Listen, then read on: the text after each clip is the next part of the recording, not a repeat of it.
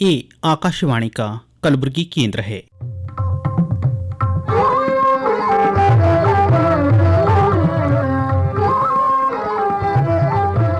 प्रस्तुत है हमारा मासिक हिंदी कार्यक्रम नवरस।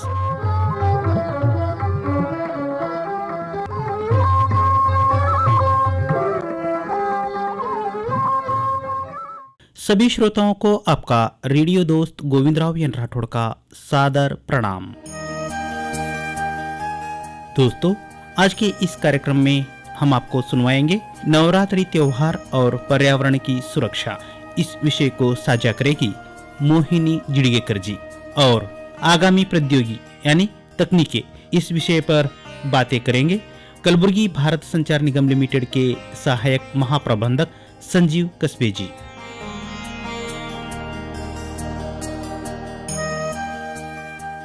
नवरात्रि भारतीय हिंदू धर्म का एक प्रमुख 9 दिवसीय त्योहार है। ये त्योहार माता दुर्गा की पूजा और आराधना के लिए मनाया जाता है। नवरात्रि का अर्थ होता है 9 रातें और इसे संस्कृत में नव और रात्रि शब्दों से मिलाकर बनाया गया है। ये त्योहार हर्ष और उत्साह के साथ मनाया जाता है और भक्तगण दुर्गा माता की कृपा और आशीर्वाद की कामना करते हैं। नवरात्रि का महत्व धार्मिक और सांस्कृतिक परंपराओं में गहराया हुआ है। ये त्योहार देवी दुर्गा की जीवन और शक्ति की महिमा को याद करने का अवसर प्रदान करता है। भक्तों को उनकी कृपा और आशीर्वाद की प्राप्ति का मार्ग दर्शाता है। इस अवसर पर माता दुर्गा की पूजा और आराधना की जाती है। साथ ही उनकी कृपा और आशीर्वाद की प्राप्ति का आग्रह किया जाता है। आइए दोस्तों, अब हम यहाँ पर ज्यादा वक्त जाया न करते हुए सुनेंगे नवरात्रि त्योहार और पर्यावरण की सुरक्षा। इस विषय को साझा करेगी मोहिनी जिड़गेकर जी। अभी नवरात्र आने वाली हैं, वो आप सबको नवरात्र की शुभकामनाएं। त्योहारों के दिनों में सभी तरफ खुशी व आनंद का वातावरण रहता है। ये सभी त्यौहार हमारे जीवन में आनंद, नई चेतना, नई उमंग लेकर आते हैं। नवरात्र एक ऐसा त्यौहार है जिसमें बच्चे, बूढ़े, जवान सभी नई उमंग लेकर आते हैं। भारत में सभी प्रांतों में नवरात्र मनाई जाती है, बस त्यौहार मनाने का तरीका अलग अलग है। क्या आपको पता है, सनातन धर्म में 4 नवरात्रें मनाई जाती हैं। 2 नवरात्र प्रकट रूप से व 2 गुप्त नवरात्रें। 2 में देवी की सात्विक रूप से पूजा की जाती है और 2 में तामसिक पूजा होती है। सात्विक पूजा हर कोई कर सकता है, पर तामसिक पूजा केवल वो लोग करते हैं जिन्हें कुछ सिद्धियां प्राप्त करनी होती हैं। आषाढ़ मास के शुक्ल पक्ष के प्रतिपदा से लेकर नवमी तिथि व माघ मास के शुक्ल पक्ष के प्रतिपदा से लेकर नवमी तिथि 2 गुप्त नवरात्रें होती हैं। वैसे तो नवरात्रों की कहानी सभी को मालूम है, फिर भी नई पीढ़ी के लिए बताते हैं। कई बार नई पीढ़ी इस बात को जानती नहीं या जानने की कोशिश नहीं करती। कहानी कुछ इस प्रकार है। एक बार महिषासुर नामक राक्षस ने ब्रह्मा जी को प्रसन्न करके उनसे अमर होने का वरदान मांगा। ब्रह्मा जी ने उसकी तपस्या से प्रसन्न होकर यह वर उसे दे दिया, तो वो राक्षस उसने अपने वरदान का गलत फायदा उठाया। वह सभी तरफ अत्याचार करने लगा। उसकी हिम्मत इतनी बढ़ गई कि उसने देवताओं पर आक्रमण कर दिया। इस सभी से दुखी होकर ब्रह्मा, विष्णु, महेश ने आदि शक्ति का आह्वान किया। माँ शक्ति दुर्गा के रूप में प्रकट हुई। वह 10 दिनों तक युद्ध होता रहा। आखिर में 10वें दिन देवी ने उस पर विजय पाई। अब यह प्रश्न उठता है कि देवी के 9 रूपों की ही पूजा क्यों की जाती है। कहा जाता है कि राक्षस को मारने के लिए युद्ध में देवी ने हर दिन नया रूप लिया था। नवरात्रों का पर्यावरण से गहरा संबंध है। देवी के आगमन से पहले घर की और जहाँ सामूहिक बिठाते हैं वहाँ की सफाई की जाती है। रंग रोगन किया जाता है।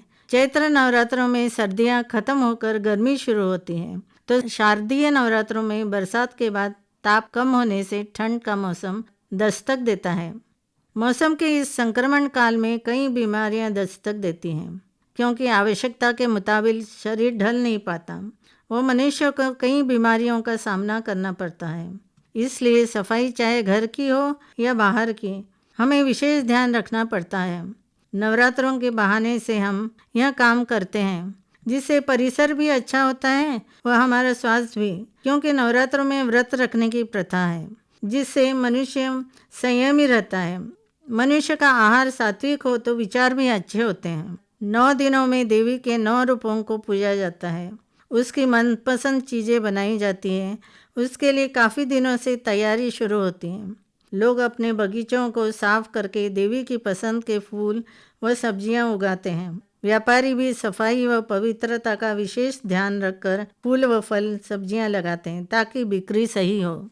जो सब्जियां या फल स्वाद में अच्छे नहीं होते पर उनका आयुर्वेदिक महत्व होता है, वे इन दिनों बनाई जाती हैं। वह हम देवी का प्रसाद समझकर खाते हैं जिससे हमारे शरीर को लाभ होता है। देवी के लिए सभी वस्तुएं बनाते हैं। वो बड़े ही आकर्षण तरीके से प्रसाद थाली व आसपास की जगह सजाते हैं जिससे परिसर साफ होता है। और विभिन्न आयुर्वेदिक सामग्री मिलाकर धूप जलाने से विषैले जीवाणु मर जाते हैं। अलग फूल जो देवी को पसंद है वो इस प्रकार है। शैलपुत्री समस्त शक्तियों के उद्गम का स्रोत आदि शक्ति है। यह हिमालय की पुत्री है। अपने पिता के प्रेम में आकर बिन बुलाए ही अपने पिता द्वारा किए गए यज्ञ में शामिल हो गई। वहाँ अपने व अपने पति का अपमान देकर यज्ञ में कूद गई। इससे हमें स्वाभिमानी होने की प्रेरणा मिलती है। स्वाभिमान व अहंकार में अंतर है। मनुष्य को स्वाभिमानी होना चाहिए, अहंकारी नहीं। देवी को गुड़हल या सफ़ेद कनेर का फूल पसंद है। अब आती है ब्रह्मचारिणी। इस देवी से हमें यह शिक्षा मिलती है कि चाहे जितनी बाधाएं आए पर मनुष्य को अपने लक्ष्य से हटना नहीं चाहिए। लगातार लक्ष्य के लिए कार्य करने से मनुष्य लक्ष्य को प्राप्त कर सकता है, क्योंकि देवी ने शिवजी को पाने के लिए घोर तपस्या की थी। इस देवी को गुलदावली या वट वृक्ष के फूल पसंद है। माँ चंद्रघंटा, इस देवी को शंख पुष्पी का फूल पसंद है। अब आती है माँ कुष्मांडा, को पीले रंग या चमेली का फूल पसंद है। स्कंद माता को भी पीले रंग का ही फूल पसंद है। माँ कालरात्रि को नीले रंग का या कृष्ण कमल पसंद है। माँ कात्यायनी को गेंदे का फूल। माँ गौरी को मोगरे का फूल पसंद है तो सिद्धिदात्री को चंपा या गुड़हल दोनों पसंद है। हमारे भारत में हर पर्व पर किसी न किसी वृक्ष पेड़ पौधों की पूजा करने की प्रथा है। हर त्यौहार पर उस ऋतु के अनुसार सब्जी बनाने की प्रथा है। धार्मिक महत्व की वजह से उस पेड़ पौधों की पूजा की जाती है। वो सब्जियां उगाई जाती हैं जिससे नई पीढ़ी आसानी से उन पेड़ पौधों को पहचानने लगती है। वो उनके प्रति उनकी रुचि बढ़ती है। हम कई सब्जियां नहीं खाते जैसे सफ़ेद या लाल कद्दू, पर देवी को वो पसंद है, इसलिए हम लाकर बनाते हैं, वो खाते हैं। असल में इसमें बहुत से पौष्टिक तत्व पाए जाते हैं। इससे पता चलता है कि हमारे पूर्वज वातावरण के प्रति कितने सजग थे। पर जैसे जैसे मनुष्य ने आविष्कार किए, मनुष्य पुरानी मान्यताओं को ठुकराने लगा। उसने अपने लिए बहुत से आराम के साधन ढूंढ लिए। एक दूसरे की होड़ में संयुक्त परिवार खत्म हुए। एकल परिवारों ने जन्म लिया। वह सभी अपना आशियाना बनाने लगे और जब इसके लिए जमीन की आवश्यकता पड़ी तो पेड़ कटने लगे। वो जंगल साफ होने लगे। यहाँ तक कि खेती की जमीन भी घर बनाने के लिए इस्तेमाल होने लगी। इससे न केवल वर्षा कम हुई, जंगल कम होने से जंगली प्राणी शहर की ओर आने लगे और शहरों में उन्हें मारने से कई सुंदर प्राणियों की जातियाँ लुप्त हो गईं। पेड़ न रहने से वर्षा के पानी का बहाव अपने साथ मिट्टी को भी ले जाते। अच्छी वर्षा न होने से पैदावार भी अच्छी नहीं होती। वो किसान अच्छी पैदावार लाने के लिए अत्यधिक रसायनों का इस्तेमाल करते हैं, क्योंकि उन्हें कम जमीन पर अधिक फसल लेनी होती ताकि उन्हें अच्छे पैसे मिले। इसका विपरीत असर हमारे स्वास्थ्य पर पड़ता है। वो वातावरण में उस रसायन के कुछ कण जाने से वातावरण दूषित होता है। जमीन की कार्य क्षमता कम होने लगती है और फिर से उसे खेती के लायक बनाना पड़ता है। मनुष्य का दूसरा उपकरण है मोबाइल फ़ोन। वैसे ये तो बड़े काम की चीज़, पर इसके अत्यधिक इस्तेमाल से काफ़ी नुकसान भी हो रहा है। इनके टावरों पर पक्षी बैठने से उन्हें करंट लगता है, वो उन्हें अपने प्राण गंवाने पड़ते हैं। ये टावर घरों के ऊपर लगाने से उन घरों व आसपास के व्यक्तियों पर इसका प्रभाव पड़ता रहता है, क्योंकि इसके किरणें शरीर पर बुरा प्रभाव डालती हैं। वैसे ही बाकी विद्युत उपकरणों से जहाँ एक और हमें फ़ायदा है, वहीं दूसरी ओर वातावरण पर इसका बुरा असर पड़ता है। आज हमने पैदल चलना या साइकिल पर जाना छोड़ दिया है, जिस कारण वाहनों की संख्या अधिक हो गई है, जो कि वातावरण पर बुरा असर डालती है। हमने कोरोना काल में यह देख लिया कि पेड़ कटने व वातावरण के दूषित होने से सही ऑक्सीजन न मिल पाने के कारण कितनों को जान गंवानी पड़ी, क्योंकि कई पेड़ ऑक्सीजन छोड़ते हैं। वो कोरोना का समय बहुत कठिन व भयानक था, पर उस काल में यह सही है, जनमाल की बहुत हानि हुई, पर वातावरण में एक स्वच्छता आई, क्योंकि लोग स्वच्छता का बहुत ध्यान रखते थे। यातायात की आवाजाही कम थी।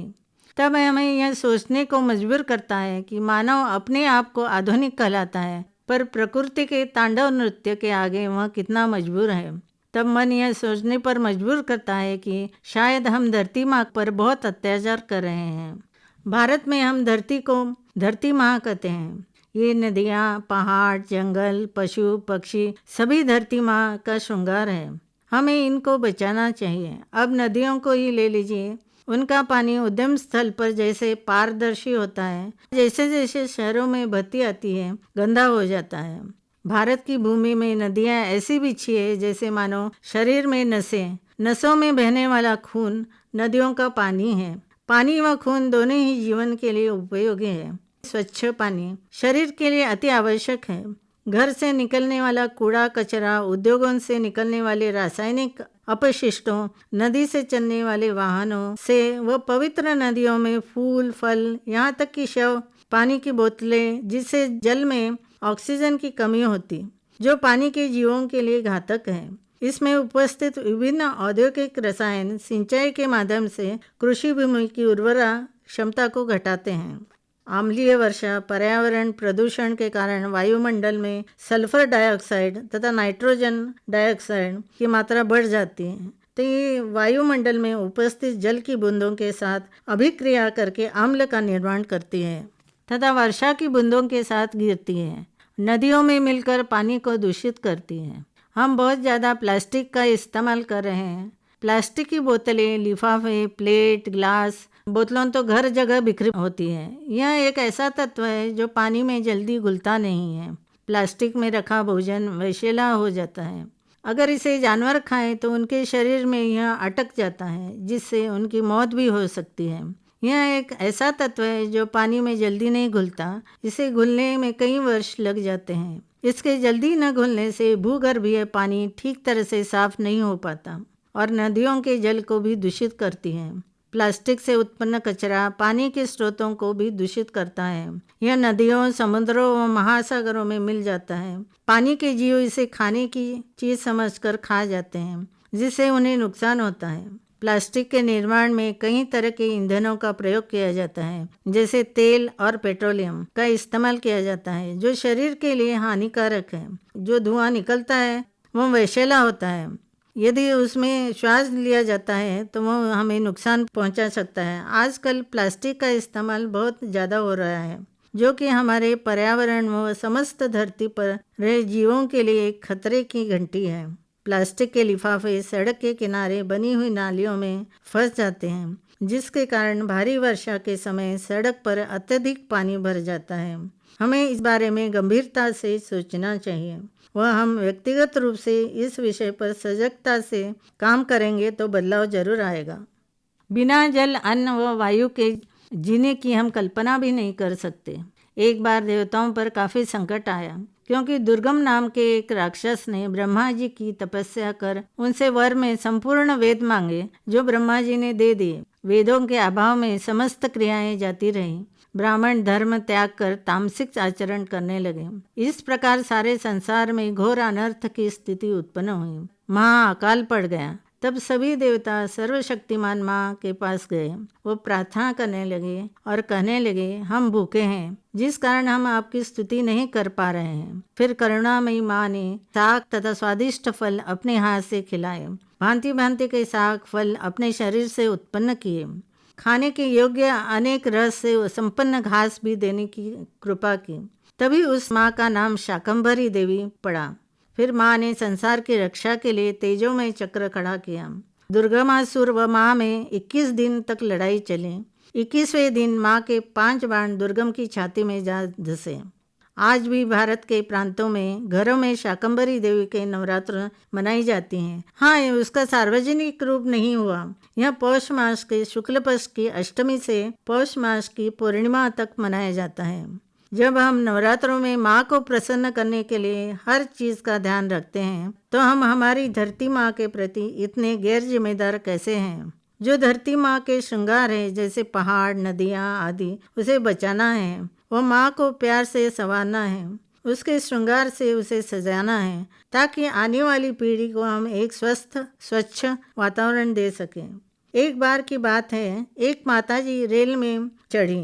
वो खिड़की के पास बैठकर हर थोड़ी देर में बटुए से कुछ निकाल कर बाहर फेंकती जाती। जब प्रवासियों ने पूछा, माताजी आप यहाँ क्या कर रही हैं, तब उसने जवाब दिया कि बरसात का मौसम आने वाला है, मैं बीज फेंक रही हूँ ताकि थोड़ी तो जमीन हरी हो। माना सारे जहाँ को नहीं बदल सकते हम, पर छोटा सा प्रयास तो कर सकते हैं हम। आज धरती माँ पुकार पुकार के कुछ कह रही है। ये हवाओं की सरसराहट, ये पेड़ों पर फुदकती चिड़ियों की चहचहाट, ये बारिश में नाचते मोर माँ के साथ ये भी कुछ कह रहे हैं हमसे। शायद कह रहे हो, रहो अपनी सीमाओं में, पहचानो अपनी मर्यादाओं को, करो अपनी नई पीढ़ी का विचार, करो अपनी नई पीढ़ी का विचार।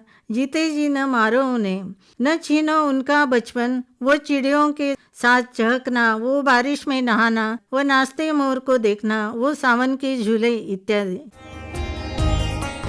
अभी आप नवरात्रि त्योहार और पर्यावरण की सुरक्षा इस विषय को सुन रहे थे मोहिनी जिड़ियकर जी से। अब सुनिए आगामी प्रौद्योगिकी यानी आगामी तकनीकें, इस विषय पर बातें करेंगे कलबुर्गी भारत संचार निगम लिमिटेड के सहायक महाप्रबंधक संजीव कस्बे जी। आकाशवाणी गुलबर्गा के सभी श्रोताओं को मेरा नमस्कार। साथियों, दूरदर्शन, इंटरनेट, सोशल मीडिया, समाज माध्यम और मोबाइल के इस दौर में आप अभी भी आकाशवाणी के कार्यक्रम सुनते हो, यह अच्छी बात है। मेरा नाम संजीव कस्बे, मैं भारत संचार निगम लिमिटेड BSNL गुलबर्गा में सहायक महाप्रबंधक हूँ।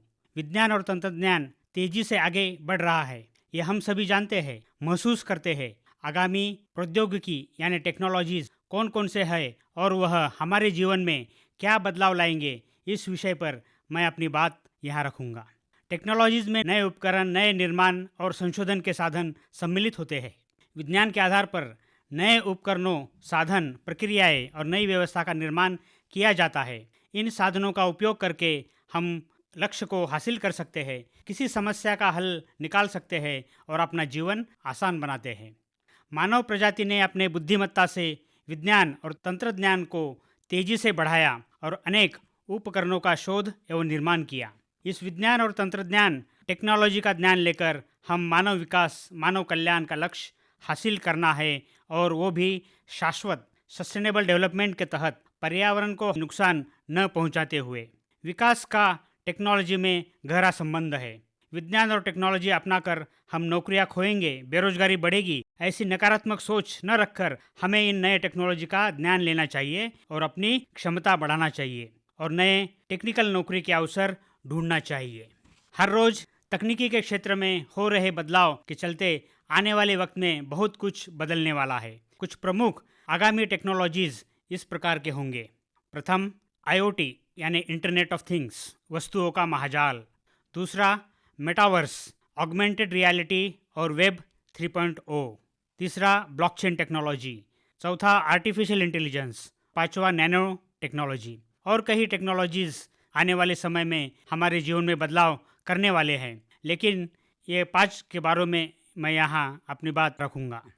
IoT का मतलब इंटरनेट ऑफ थिंग्स, यानी कि जो विद्युत एवं इलेक्ट्रॉनिक उपकरण हैं वो आपस में जुड़े रहेंगे। कई घरों में आपने देखा होगा कि बच्चा ऑनलाइन शॉपिंग करता है तो उसके पिताजी उसे डांट कर कहते हैं, बहुत शहाना बन गया, स्मार्ट हो गया। इस तरह कई उपकरण और वस्तु स्मार्ट होने लगेंगे। उदाहरणार्थ फ्रिज लीजिए। अगर IoT तंत्रज्ञान से फ्रिज में दूध पैकेट की कमी हो गई तो वो खुद होकर ऑर्डर करेगा, फिर अमेजॉन या फ्लिपकार्ट जो भी दुकान है वहाँ से ड्रोन दूध का पैकेट लाएगा और फ्रिज में रख देगा।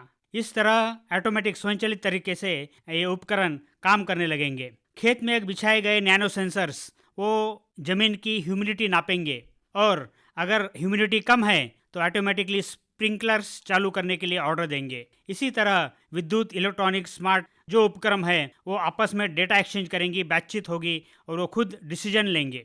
ये सभी उपकरण इंटरनेट से जुड़ेगी, मोबाइल से इनका नियंत्रण होगा। इसे कहते हैं इंटरनेट ऑफ थिंग्स, यानी वस्तुओं का महाजाल। इसमें आर्टिफिशियल इंटेलिजेंस, नैनो टेक्नोलॉजी का भी तंत्रज्ञान सम्मिलित है। दूसरी जो आने वाली टेक्नोलॉजी है वो है मेटावर्स, यानी आभासी दुनिया। इसमें एक वर्चुअल हेडसेट जब आप पहनेंगे तो आपके सामने जो असल की दुनिया है उसके वजह एक वर्चुअल दुनिया दिखेगी। इसमें आपकी इमेज, आपके शहर, जो भी कुछ उसमें डिज़ाइन किया है वह सब दिखेगा। आपकी जो डिजिटल इमेज है 3D फॉर्मेट में, वो इस शहर में चलेगी, फिरेगी, घूमेगी। दूसरे लोगों की इमेज भी उसी तरह शहर में घूमेगी, फिरेगी और आप शॉपिंग कर सकेंगे, मार्केट कर सकेंगे। इस तरह की जो वर्चुअल वर्ल्ड इस मेटावर्स में आने वाली है।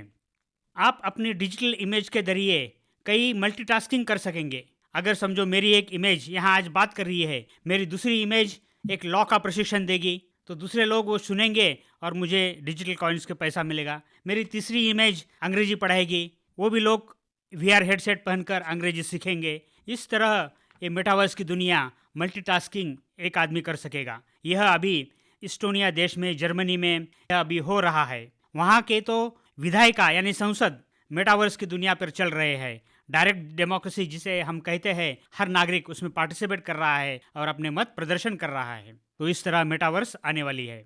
तीसरी टेक्नोलॉजी वो है ब्लॉकचेन टेक्नोलॉजी। आपने शायद बिटकॉइन का नाम सुना होगा, लेकिन बिटकॉइन के पीछे जो टेक्नोलॉजी है उसे कहते हैं ब्लॉकचेन टेक्नोलॉजी। इसे कहते हैं डिस्ट्रीब्यूटेड डिसेंट्रलाइज्ड लेजर, यानी कि एक अगर व्यवहार मैं करूँ तो उस व्यवहार की नोंद, उसकी रिकॉर्ड कई हजारों खाते वही में होती है, हर एक लेजर में होती है। तो इस तरह वो कई सालों तक, वर्षानुवर्षे वो सुरक्षित रहती है, कोई इसे मिटा नहीं सकता, उसे चेंज नहीं कर सकता। तो इस तरह से एक सत्य और विश्वास पात्र तकनीक आई है, उसे कहते हैं ब्लॉकचेन टेक्नोलॉजी। तेलंगाना, तमिलनाडु, आंध्र प्रदेश, छत्तीसगढ़, इन राज्यों ने सभी जमीन या स्थायी मालमत्ता, अचल संपत्ति का रिकॉर्ड अभी ब्लॉकचेन के जरिए संग्रहित करने के लिए प्लान बनाया है और वहाँ वो चल रहा है।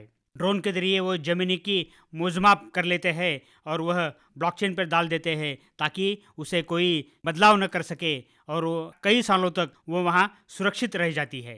तो इस तरह हम देखते हैं कि आज अनेक व्यवहारों में जो सत्य और विश्वास की जो कमी है, वह सत्य और विश्वास की कमी को पूरी करने के लिए ये तंत्रज्ञान का सहायता कई देश अभी ले रहे हैं। इसे कहते हैं ब्लॉकचेन टेक्नोलॉजी। और आने वाली दूसरी टेक्नोलॉजी है वो है नैनो टेक्नोलॉजी। 1 नैनोमीटर का मतलब 10⁻⁹ मीटर, यानी कि बहुत ही एटम मॉलिक्यूल के साइज के तरह उपकरण आने वाले हैं और वह अलग अलग क्षेत्र में उनका उपयोग और प्रयोग होने लगेगा। जैसा कि वो माइक्रो रोबोट्स अपने शरीर में प्रवेश कर वह आरोग्य की सुविधा देंगे, या एक जीन थेरेपी करेंगे, या जहाँ टिश्यू बढ़ गया है, कैंसर के सेल बढ़े हैं, उनका ऑपरेशन करेंगे, सर्जरी करेंगे। और ब्लड वेसल्स में जो कोलेस्ट्रॉल या चर्बी बढ़ी है उसको भी नष्ट करने का काम करेंगे। इस तरह उस नैनो रोबोट्स के जरिए कई कृत्रिम अवयव की संरचना भी की जा सकती है, जैसे कि अपनी आँख, किडनी, हृदय। इस तरह गैस पाइपलाइन में अगर लीकेज होता है तो उसकी मरम्मत भी ये नैनो रोबोट्स कर सकेंगे। तो इस तरह नैनो टेक्नोलॉजी, आर्टिफिशियल इंटेलिजेंस और इंटरनेट ऑफ थिंग्स, यह पूरी तीनों टेक्नोलॉजी मिलकर बदलाव लाने वाले हैं। इसी तरह कार के पेंट में, सीमेंट में यह नैनो मॉलिक्यूल्स का उपयोग होने वाला है। अभी कार्बन नैनो ट्यूब्स भी आने वाले हैं, जीन थेरेपी इसमें हो सकेंगी और एक टारगेटेड ड्रग डिलीवरी इस नैनो टेक्नोलॉजी के जरिए हो सकेंगी। जैसा कि हम अभी देखते हैं कि हमने कोई मेडिसिन लिया, उसका असर पूरे शरीर में होता है, लेकिन केवल उसी जगह जहाँ पे इन्फेक्शन हुआ हो उसी जगह पर होना, यह नैनो टेक्नोलॉजी और नैनो मॉलिक्यूल्स की तरह यह संभव हो सकता है। और आगे आने वाली और एक टेक्नोलॉजी है, वह है आर्टिफिशियल इंटेलिजेंस, यानी कृत्रिम बुद्धिमत्ता। मानव में सबसे श्रेष्ठ निसर्ग ने क्या प्रदान किया होगा तो वो है उसकी बुद्धिमत्ता। हम जानवरों से अलग है क्योंकि हम सोचते हैं, निर्णय लेते हैं और हमारी बुद्धि इतर जानवरों से अलग है, श्रेष्ठ है। तो ऐसी ही बुद्धिमत्ता अगर संगणक में डाल दिया जाए तो बहुत ही परिवर्तन आ सकता है। तो इसी तरह वह इस कृत्रिम बुद्धिमत्ता का उपयोग अनेक उपकरणों में किया गया है। जैसा कि आपने देखा होगा कि टेस्ला नाम की कंपनी, जो इलॉन मस्क इनके मालिक है, उन्होंने सेल्फ ड्राइविंग कार बनाई है। इसी तरह कोई एरोप्लेन जो है वो ऑटो पायलट मोड पे चलते हैं। सर्जरी भी ऑटोमेटिकली रोबोट्स कर पाएंगे। इस तरह एक कृत्रिम बुद्धिमत्ता का प्रयोग करके बहुत से रोबोट्स विकसित होने वाले हैं, जो कि मानव का काम वो रोबोट्स कर सकेंगे। बूढ़े व्यक्ति का ख्याल वो देख सकेंगे, उन्हें जो भी कुछ चाहिए, पानी, ड्रग वगैरह, वो सब रोबोट्स दे पाएंगे। तो इस तरह कृत्रिम बुद्धिमत्ता को बहुत हाई डेटा लगता है, वो हाई डेटा भी उसको प्रोवाइड करके उस डेटा को प्रोसेस करने की कैपेसिटी रहेगी। अगर XYZ एक कंडीशन सेटिस्फाई हो तो ये दूसरा प्रोग्राम ट्रिगर हो, यही बुद्धिमत्ता का मेन कंसेप्ट होता है। तो आर्टिफिशियल इंटेलिजेंस के 3 स्टेप है। एक है नैरो आर्टिफिशियल इंटेलिजेंस, उसके आगे है जनरल आर्टिफिशियल इंटेलिजेंस, जैसा कि हम चैट GPT का नाम सुना है, फेस रिकग्नाइजेशन सुना है, तो ये सब जनरल आर्टिफिशियल इंटेलिजेंस में आते हैं। उसके आगे सुपर आर्टिफिशियल इंटेलिजेंस, जो मानवीय बुद्धिमत्ता से आगे आने वाले रोबोट्स कर सकेंगे और मानव की तरह वो सोच सकेंगे।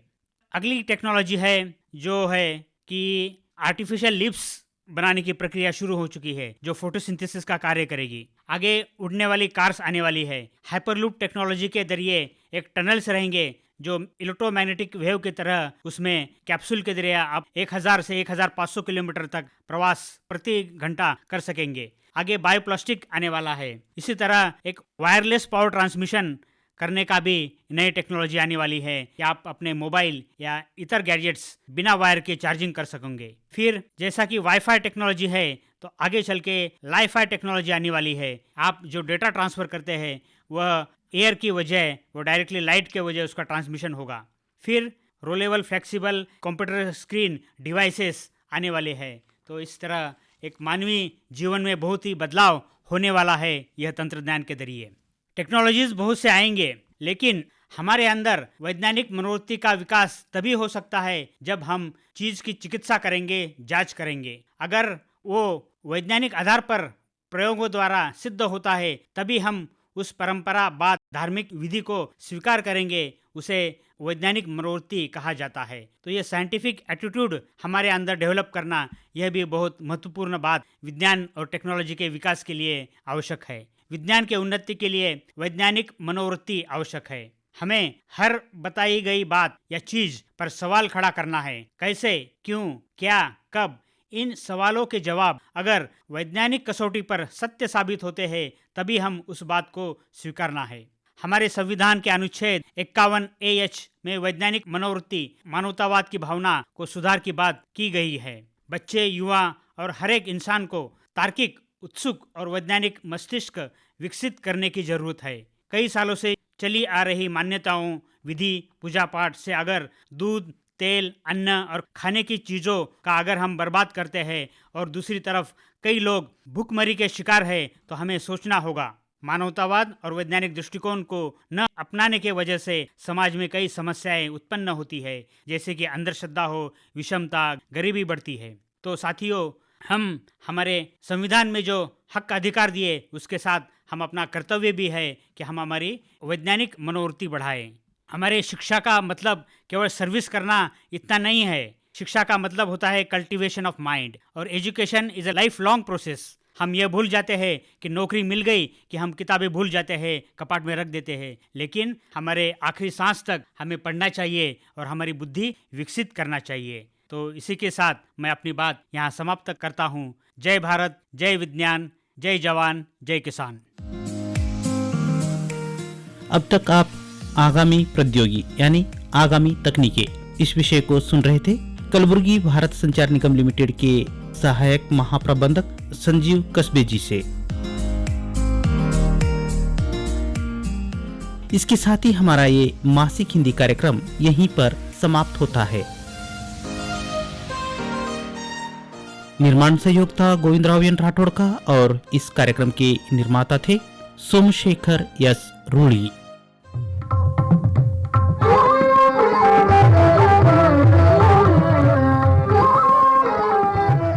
अब आपके रेडियो दोस्त गोविंदराव एन राठौड़ को अनुमति दीजिए। शुभ रात्रि।